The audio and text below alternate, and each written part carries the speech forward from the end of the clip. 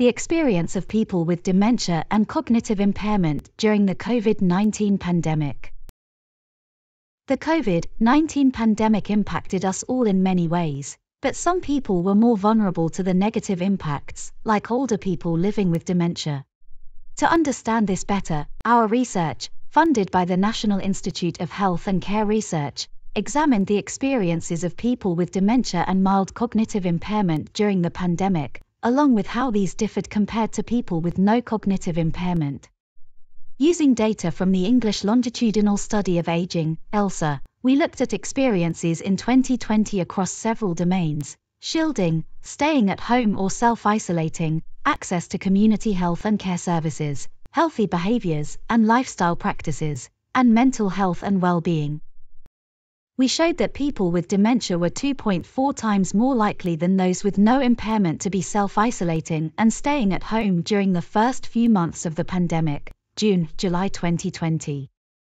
There were regional differences with respect to accessing health and care services, as people with dementia and cognitive impairment living in the North or Midlands were more likely to experience disruptions in access compared to those with no impairments living in the same area, and also compared to those with impairment living in the East, London, and South. Those with dementia also were more likely to still be waiting for hospital cancellations to be rescheduled. Compared to before the pandemic, all people, regardless of cognitive function, reported sitting more than usual. People with dementia were also more physically inactive and experienced greater disruption to their sleep quality. Mental health and well-being were considerably worse among people with dementia than those with no impairment prior to the pandemic.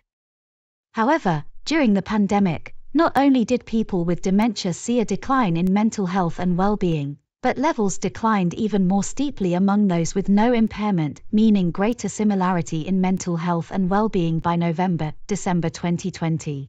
This work highlights the need for clear, easy-to-understand guidance and public messaging on health issues. It also underscores the need for vigilance to ensure equitable access to care and support services among those with dementia, particularly to support sleep, physical activity, and mental health.